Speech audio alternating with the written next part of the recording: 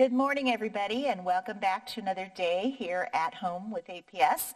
I'm Miss Jacobson, and I'm really glad to see all your bright, shiny faces here this morning. And if they're not so awake yet, you've got a little bit of time, but we're going to be getting started here very soon. We want to say a very special shout out to all of our kindergartners today, for our kinder and first grade hour, because this is National Kindergartner Day. And so we want to say hi to all of you 5-year-olds and 6-year-olds who are in kindergarten and hope that you'll give yourself a big pat on the back. We've also got another special occasion on our calendar today, and today is Cinco de Mayo.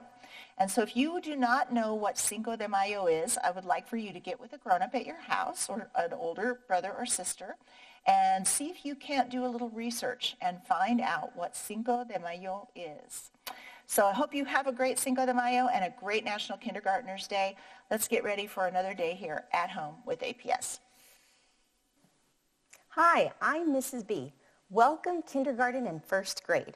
Today we're going to talk about the number 5, the number 5. Let's count up to the number 5. Ready? 1, 2, 3, 4, 5. And let's count backwards back to 1. Ready? 5, 4, 3, 2, 1. So let's talk about all the different ways that we can explore and write the number 5. Let's write tally marks. Remember, tally marks are 4 straight lines, and when we get to the 5th line, we're going to draw a diagonal line. It's a great way also to see groups of 5.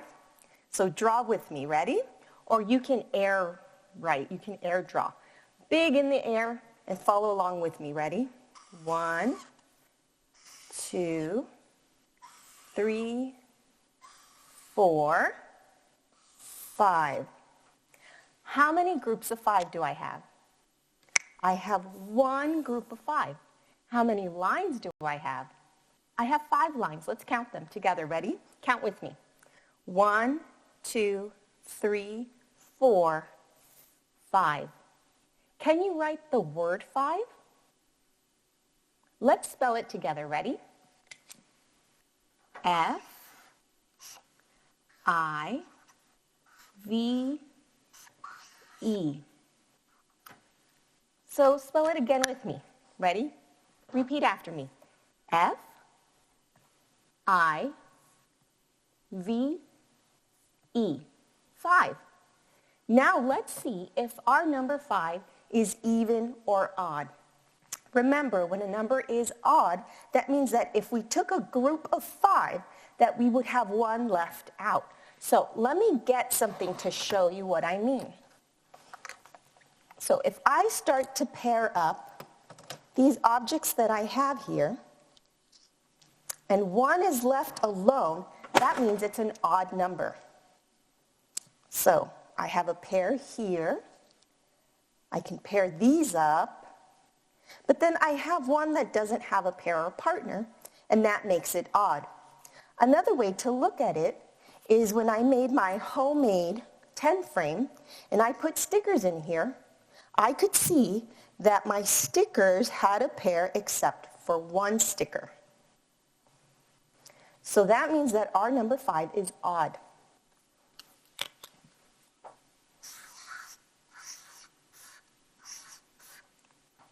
Spell odd with me. O-D-D, odd. Now let's write a list and find what comes before 5 and what comes after 5. So I'm going to count up to 5 to remind me. 1, 2, 3, 4, 5. Okay, let's go back 1. 4, 5, 6. Let's write a list. 4, 5, 6. Great. Next, let's see how many different math sentences we can write about the number 5. And usually I show us this way. I show our number of the day, and I show that it's a whole, all of the parts or pieces or things that we have, and then I show that there are parts that we can add or subtract. Today I want to show you a different way to explore the number 5 or any number of the day. Hi, so I want to show how we can write math sentences with our stories as a different way to show our math facts for the number 5. So you can see here I have 5 different magnets. And so this magnet says happy.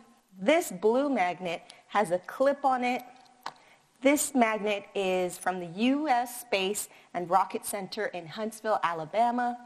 This rocket is from Muir Woods in California. And this magnet is from Iceland with a wild horse on it. So my story begins with a little girl who has a younger brother and sister. And she has 5 magnets. And the younger brother and sister come along and they say that they would like to take her U.S. Space and Rocket Center magnet because they are playing space exploration and visiting different planets. So here's one math sentence I could write with my story. The little girl has 5 magnets, and her younger brother and sister take one of the magnets. How many magnets does the girl have left? 1, 2, 3, 4. When her brother and sister were finished playing with this magnet, they brought it back. So the girl had 4 magnets to begin with, and then they brought back one of the magnets. How many magnets did she have? She had 5 magnets again. And we just wrote 2 math sentences here about the number 5. 5 minus or take away 1 is 4. 4 plus, or we can say and 1, equals 5. So the younger brother and sister came back again, and they said, now we want to take adventures in a forest with wild horses. So we want to take your Muir Woods magnet, your forest magnet, and your magnet with the wild horses. So let's write a math sentence about that part of the story. So the girl has 5 magnets, and this time her younger brother and sister take 2 of the magnets. How many magnets does the girl have left?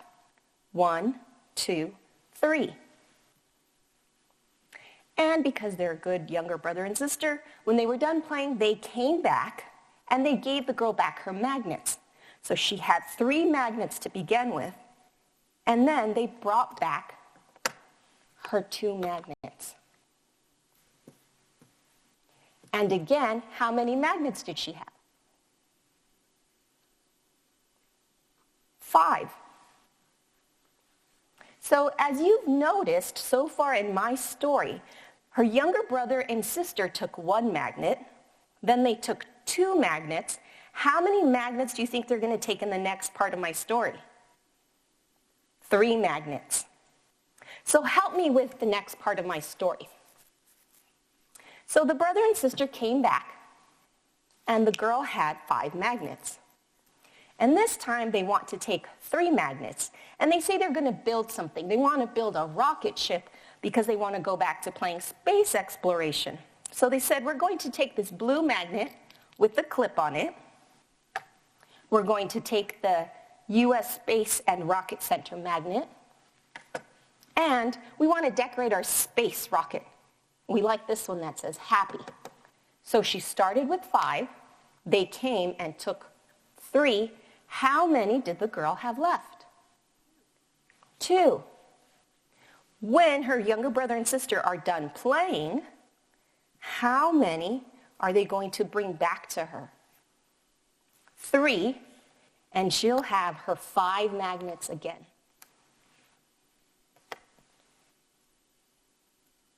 So at the end of my story, I can keep going until the end of my story. So first they took 1 magnet, then 2, then 3. How many would they take after that? 4, until they took all of the magnets away. So, or borrowed. So let's say the girl had 5 magnets, and I'm at the very end of my story. And they say, we want to play with all of your magnets. So they take all of her magnets away, and they go play. So they took all of the 5 magnets. How many magnets does she have left? What number do we use to represent that we don't have anything? 0. And she doesn't have any magnets, but they're going to bring them all back. And she's going to have her 5 magnets again.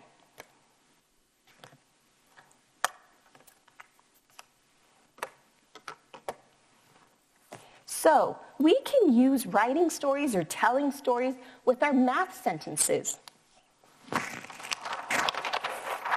Here are all of the different ways we can write math facts for the number 5.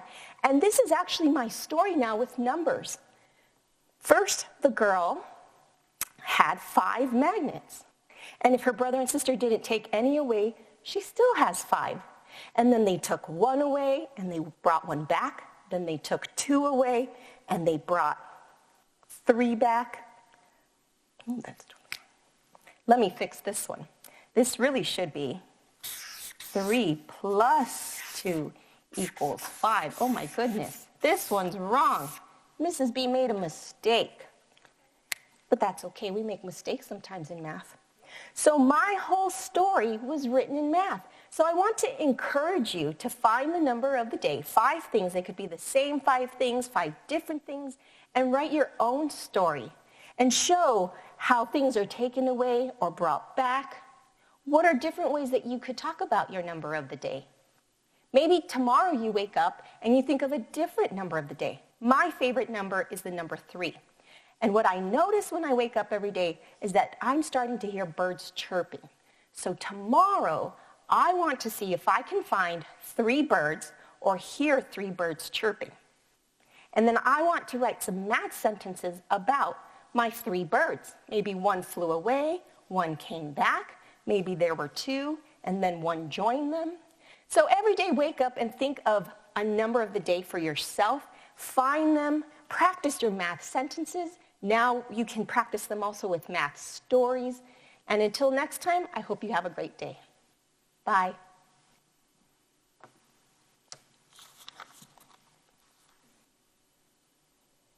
Good morning and welcome back, mathematicians. Today I'm going to share a story with you called Snakes. Long, longer, longest. It's by Jerry Pilota and Van Wallach. It's illustrated by Shernim Bersani, and it's published by Scholastic Books. This is going to give us a whole bunch of different math words to think about today, including long, longer, and longest. Also, lots of really fun, interesting facts about snakes. Snakes are cold-blooded reptiles that have no arms and no legs. They have forked tongues and have no ears and no eyelids. They can't blink, and they are covered with scales. Which snakes are long, longer, and longest? Let's find out more. Are you interested in snakes or other reptiles? Or even just measuring? We're going to do some of that today. 1 inch. It's about this small. Which snake is the longest? Here is a brown snake egg. It is 1 inch long. 1 inch is part of measurement. 1 foot. Whoa, here it is. Another unit of measurement is a foot. 12 inches equal 1 foot. This ruler is 12 inches, or 1 foot. 1 rat snake is peeking. It just hatched, but it took 12 eggs to get to 1 foot.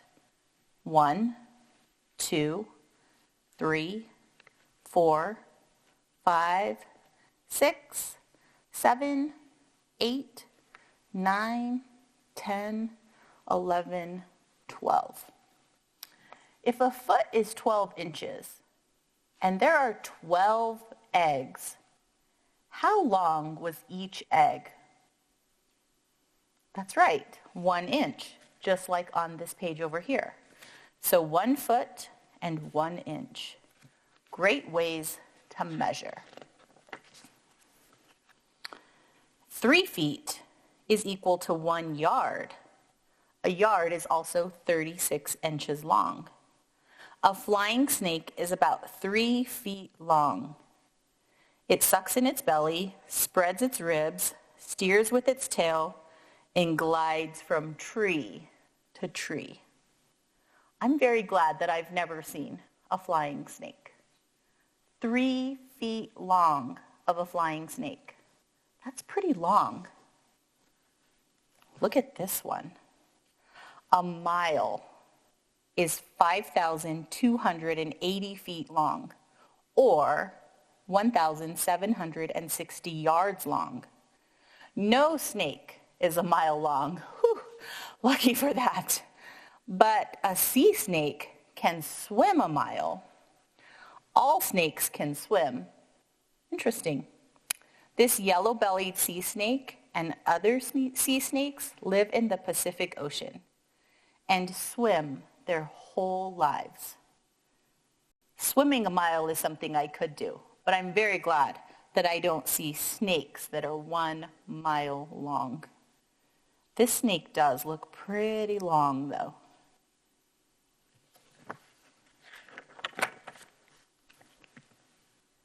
The longest snake is the rectangulated python. One that is found is measured 32 feet and 9 inches long. It is the longest snake ever recorded, and it looked like this. Here's his head, all the way across the book, all the way to the tail. It took 6 people to hold that snake. Wow. Longest. This amazing python is about as long as a school bus. Oh my goodness. As long as a school bus. That is a very long snake. Oh my goodness. We can divide snakes into 2 categories. There are poisonous snakes, which have venom, and there are non-poisonous snakes, which do not have venom. I wonder what venom is. Have you ever heard that word before? Venom? Venom is the poison that a snake would bite you and put inside your skin. I'm glad that there are both kinds of snakes. The longest venomous snake is the king cobra, and he can grow to be 18 feet long. How long is 18 feet? It would probably touch the roof of your house, or taller than 3 people standing on top of each other's shoulders. That's a pretty long snake. Here he is, cobra. The tiniest venomous snake is the Dimpleland burrowing snake. It lives in Australia. An adult is only 8.5 inches long. 8.5 inches is shorter than a foot, so maybe about the length of this book. That's a pretty tiny snake. In Australia. I don't think we have any of those in our area. Heavy, heavier, and heaviest. So now we're not measuring how long it is anymore. We're measuring how much it weighs. How heavy is it? Which snake is the heaviest? Do you know? The anaconda is the heaviest snake. It can weigh as much as 500 pounds. You couldn't even pick it up even with help. Here's the anaconda being picked up by a tractor, 500 pounds. So now we're not thinking about how long the snake is. We're thinking about how much does it weigh? How much muscle do I need to be able to pick up that snake? The opposite of heavy is light. So this is light, lighter, lightest.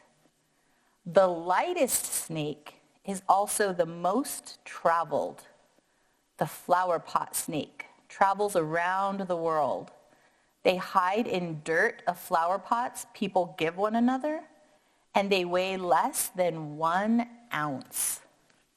So this little snake is hiding in the dirt, kind of like a worm. And 1 ounce, that means he barely weighs anything at all. That's probably why people don't recognize that he's in the dirt, because you can't feel how heavy he is. Where this anaconda over here, you would know if he was in dirt because he's so heavy. So we have heavy and we have light. Wonder what other ways we could measure and compare these snakes. Ooh, here's a good one. Wide, wider, widest. Width is another measurement. The anaconda is the widest snake. It is wider than 9-inch book. Like all snakes, it gets even wider when it eats something. An anaconda can swallow a whole pig at one time. An anaconda could even eat an alligator. Wow. So that's probably why this anaconda is so heavy, right? He could eat a whole alligator, and alligators are pretty heavy. So that's what's going to make the snake even wider. He's not going to get longer. He's just going to stretch out. The opposite of wide is skinny. So this says skinny, skinnier, and skinniest. So it's going to get really, really thin. The blunt-headed tree snake is skinny like a pencil. Tree snakes have extra long tails for balancing while moving across branches. So this snake is as skinny as a pencil. That's a pretty skinny snake when you consider the widest snake to be bigger than an alligator. Those are two very different ideas about snakes. And another way to think about measuring, wide and skinny. So we've done long and longer and shortest and shorter. And we've done heavy and light. And now we're doing wide and skinny. What could be next? Let's find out. Oh, here's another way to measure. Fast, faster, fastest. Which is the fastest snake? A black mamba. It can really move. It can travel 12 miles an hour. That's faster than most kids can run. An Olympic sprinter runs about 27 miles per hour. And this snake is moving 12 miles an hour. I wonder if it's faster than a jaguar or a cheetah. That would be a really fast snake, and really fast considering snakes don't even have legs. Can you run faster than this snake? I would probably be more on like this snake over here. Slow, slower, slowest. The slowest snake is the wart snake. It hardly ever moves. Even its blood flow is slow. The heart only beats once every 2 minutes. That is a really slow snake. So you have fast and slow. Two other really fun ways to measure. I wonder what's next. This is a beautiful snake. Some people don't like snakes. Some people love snakes. Most snakes are harmless. This is the Baja California mountain king snake. It is not poisonous. It's also friendly, and some people keep snakes as a pet. Do you have a pet snake? Or do you know somebody who does? I would not like a pet snake because I am one that is scared of snakes. I do not like them. But I bet you know somebody who would love a pet snake. But some snakes are deadly. This horned viper lives in the desert. In no time, this snake could bite you and have venom. Yikes. And that's probably why I don't really like snakes very much, because these are the kind of snakes that I think about. But this snake sure is pretty. And as long as it was nice, I would probably like it. Most snakes are brown to blend in with the ground. Do you remember what that word is called? Camouflage. They can crawl on us, but snakes also come in a rainbow of colors. Did you know the colors of the rainbow? Red, orange, yellow, green, blue, indigo, and violet. Snakes of all different colors can be found. Snakes have scales on their skin, and some snakes have smooth scales, and some have bumpy scales. The scales overlap and are neatly arranged. Many snakes have beautiful designs within their scales. I think this is another way that helps them to be camouflaged. Because if you're hiding in a tree, maybe you want to be like these green snakes and be the color of the leaves. Or maybe if you hide in gardens, you would want to be the color of the flowers. These are all different beautiful patterns of scales on a snake. I think the scales also help to protect them. Snakes have long teeth in the front of their mouths called fangs. The Garbon viper has the longest fangs. They are about 2 inches long. Snakes use their fangs to inject venom. Can you imagine how people would look if we had fangs? So 2 inches of a fang. What if I had a 2-inch fang? That would probably look a little bit funny. Snakes also have a mouth filled with small pointy teeth. Their teeth help them catch food and to hold it. And a snake can have up to 110 teeth. But this African egg-eater snake only has 6. Which would have more or less, 110 or 6? Another great way to measure.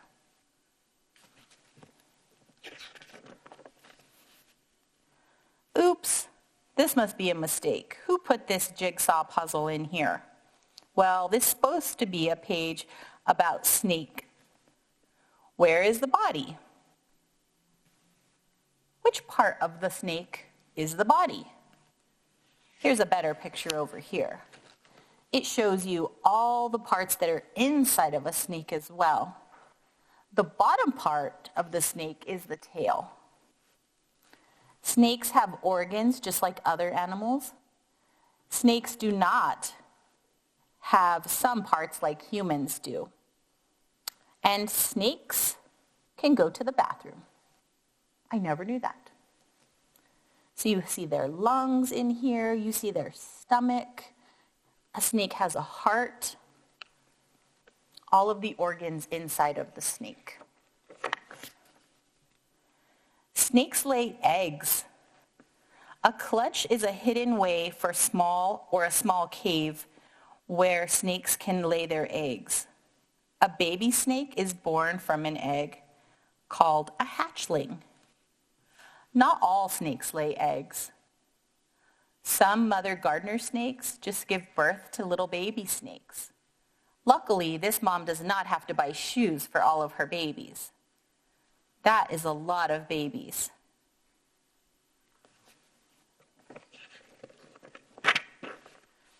Ooh, people have round eyeballs and round pupils. Most snakes have round pupils, but some snakes have vertical pupils. These look scary. So a vertical pupil is something that goes up and down instead of being round. So you can see those in these snake eyes here. Some of the eyes are even so tiny that you can hardly see them in the scales. So this page would be called spooky, spookier, and spookiest. Which snake eye do you think is cool or spooky? There's so many different choices.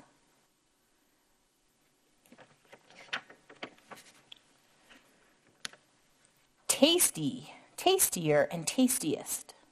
Snakes do not have to chew their food. Snakes swallow their food whole, and a lot of snakes are picky eaters. Some are just snailing. Others eat crabs, and some eat frogs or crickets or spiders. There are so many things that a snake can eat. California king snakes eat everything they catch, even other snakes. They would not eat a person because they couldn't swallow you whole. So if you were a snake, what would you like to eat? Great facts about snakes. The last page here says, "We hope you enjoy this snake book. We have one more surprise for you. He is a very rare two-headed milk snake. He was caught in Maine, and he has two names, Brady and Balikik." A two-headed snake. How interesting. I wonder how you would measure that snake. You could measure each head. You could measure it all together, how long he was. But I bet you could do some of those other measurements like thick or thin, heavy or light. Lots of different ways to measure snakes. Today we heard a couple of interesting words. We heard the word inch, which is 1 piece of a foot.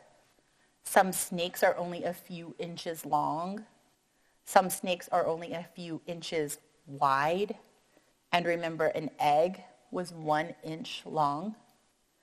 Then we heard the word foot. 12 inches make a foot. And I brought a ruler to show how long 12 inches is. 12 inches equals 1 foot. And most rulers are also 1 foot. Some could probably be longer or shorter. And you can see the inches along one of the edges of this ruler to equal 1 foot. The next thing we heard was a yard which was 3 feet long. Some snakes were much longer than a yard. And I brought a tape measure to show how long a yard is. It's going to show me along the top how many inches. And it shows me 1 foot, 2 feet, can I get there? 3 feet long to make a yard with my tape measure. Can smush it back in and it rolls up nicely. Have you ever used a tape measure before? It's so much fun to measure things with a tape measure or even with a ruler. Now, today we learned some of the words like on the cover of the book. Long, longer. What was that last word? Longest. So I just cut some pieces of paper to help me think about those words. It could also be tall taller, and tallest. Different ways to be able to measure things. Then we also heard about thin or thick, or heavy or light. Some of those different words to help us to be able to measure things and see how things compare to one thing or another. Your challenge today is to find some things around your house. Anything you want around your house. Maybe you could even go outside and do rocks, or find images in books and take a guess or an estimate. Which one is the longest? Which one is longer? And which one is the longest? Which one is skinny, skinnier, or the skinniest? Or maybe which one is heavy, heavier, or heaviest? Lots of different ways that we can practice with some of those math words around our house. We can measure things, we can carry them in our hands, or we can just look at them with our eyes and take a guess. You could use rulers or even a tape measure if you have one around, but make sure you ask a grown-up first.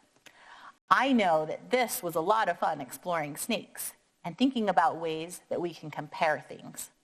Coming up next is Miss Abby. She's going to show us a different way to measure, and I think you're going to have a lot of fun. Thanks for joining today, and have a great day of learning. See you tomorrow with At Home with APS.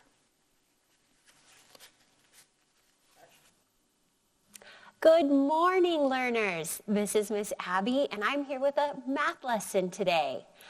Earlier, Miss Q read a great book about snakes. I loved the story, but I paid attention to one page in particular. I loved this page that had a ruler on it. I think rulers are fun. It also had many different eggs on top of the ruler. There were two ways to measure. You could measure in inches, or you could measure in eggs. Have you ever measured in eggs before? Well, today's lesson, we're going to talk a little bit about standard measurement. Do you recognize this? It's kind of like what Miss Q used. It's a ruler. This measures in inches, a foot. It also has another side with centimeters as well, and millimeters too. This is called standard measurement because everyone in America knows what a foot is. Yes, we have a foot on our body, but a foot is a standard length of measurement. When you have something that is very long, you can use this tool as well. This is called a tape measure, but you can also call it a measuring tape. You can switch it. With the tape measure, this one will go to 25 feet long. That's 25 rulers long. That's really wide. Think about that. That's like 2 rooms stacked on top of each other. So a measuring tape will help you measure very long things, and a ruler that's only 1 foot can help you measure smaller things, like a finger or an egg. These are standard measurements of standard units of measurement. But today's lesson is about non-standard units of measurement. Non-standard can be different for different things. Standard means the same. Non-standard means who knows. So if I asked you to measure your table using a shoe, think about all the different shoes you might have in your house. I have this table here. Think about how many of your shoes you might need to put to cover the table. I brought a big shoe. Look at this shoe. It's pretty large. It's orange. This is good for playing basketball. This is a big shoe. So when I measure how long is the table, the first non-standard measurement I'm going to use is a big shoe. From one end of the table to the other end of the table, how many big shoes do you think it will take to cover the whole table? So I will start at one end. I have one shoe. I'm going to make an estimate. I think it will take seven big shoes to cover the whole table. When I measure with non-standard, I need to make sure that when the big shoe stops, that's where I'll start my next. Are you ready to count with me? All right. 1, 2. I'm going to move my marker over. 3.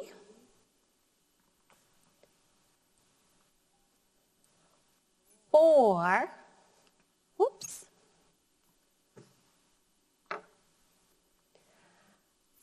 5, and just a little bit before 5. So I'll round to the nearest shoe and say that it takes 5 big shoes to cover this table. Oh, I forgot my marker.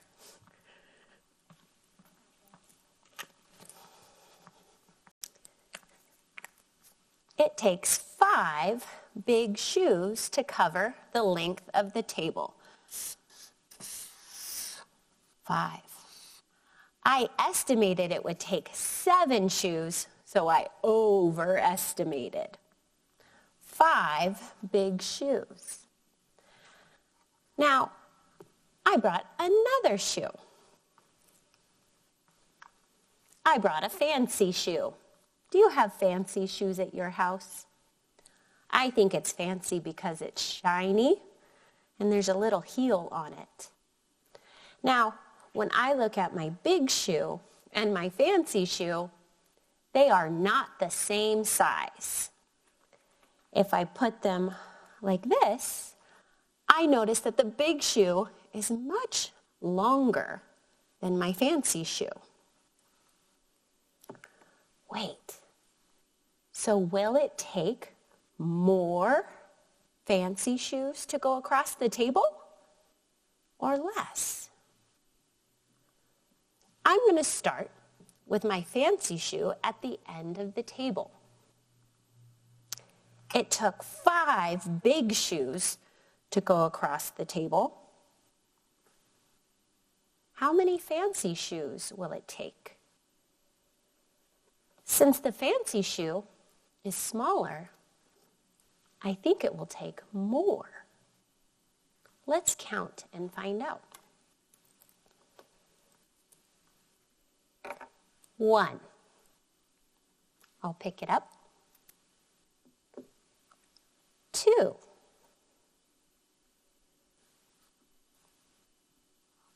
3. 4.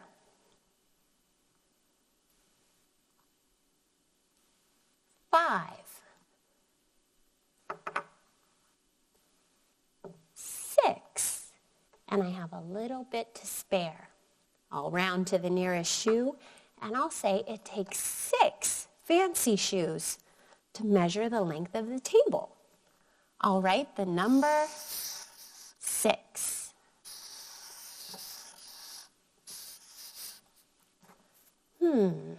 That's interesting. So when something is smaller, it will take more to cover the table. Well, I have some other non-standard measurements to take. How many books do you think it will take to measure the whole width of the table? Well, it depends on what type of book you're using. I brought 2 different books. I brought My Snake Blake, and I also brought a chapter book called I Survived the American Revolution of 1776. These are different size books, so it's going to be different amounts to measure the length of the table. Let's start with my snake book. I know that this book also has a snake on it, but I'm going to use My Snake Blake. If I look right here, My Snake Blake, you know, that kind of reminds me of the length of the shoe.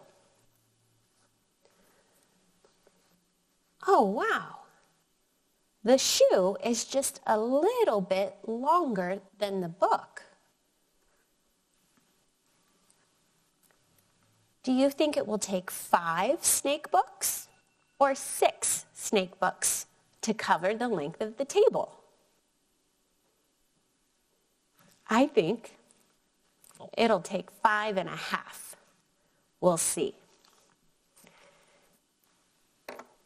1, 2, 3,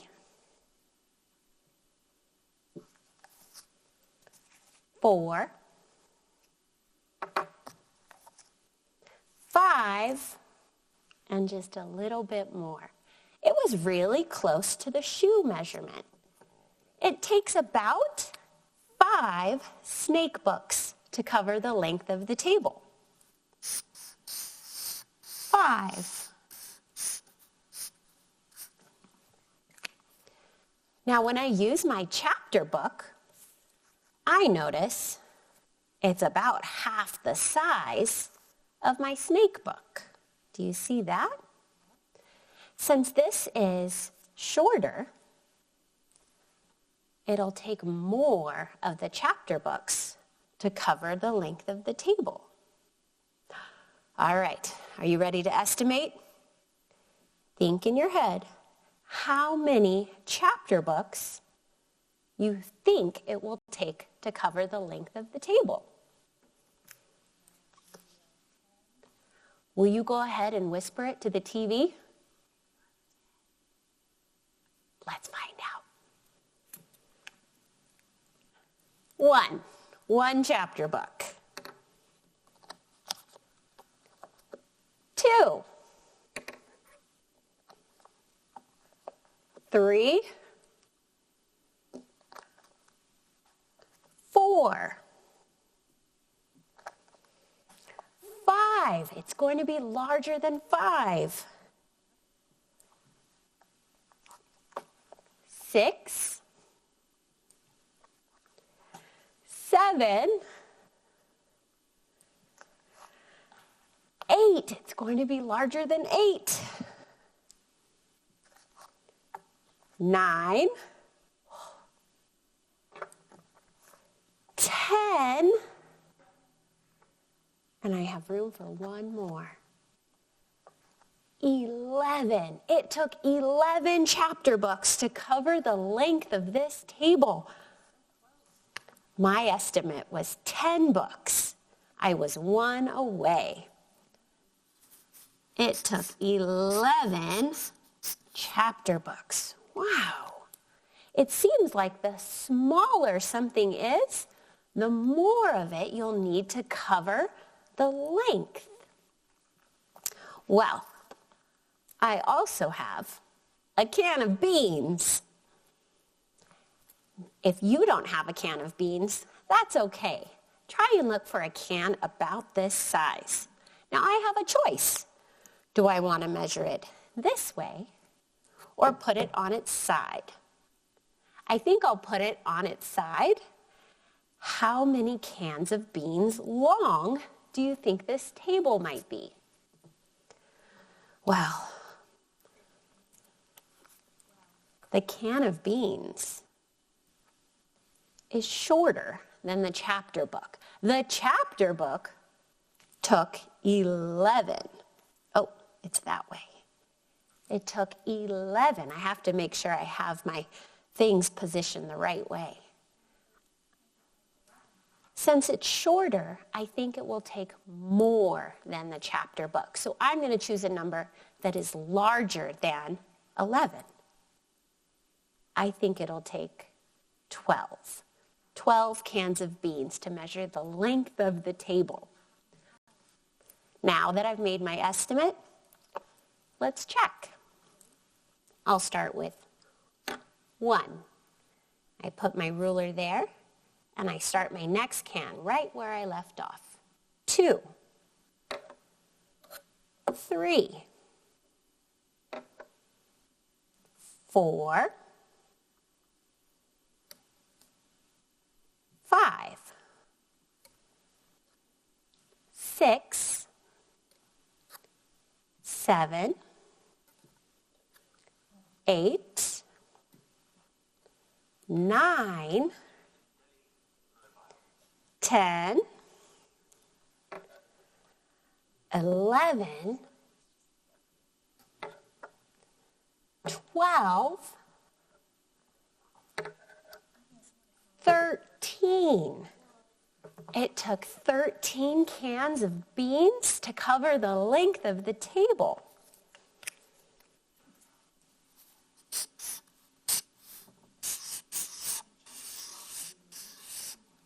Wow.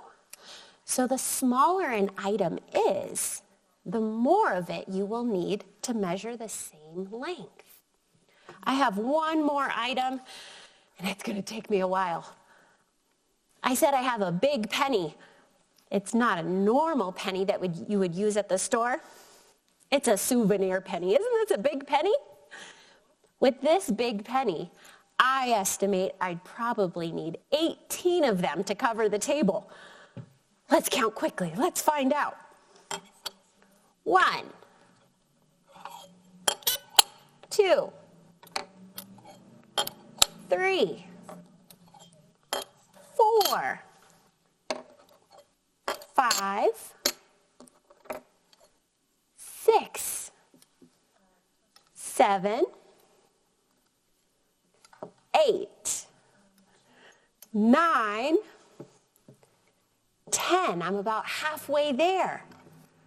11, 12, 13, 14, 15, 16, 17, 18, 19. It took 19 pennies to cover the table. When you are measuring something at home, try to make a chart like I did. List your non-standard measurements and have fun. Thank you so much for joining us today with At Home at APS. I'll see you mathematicians later. Bye.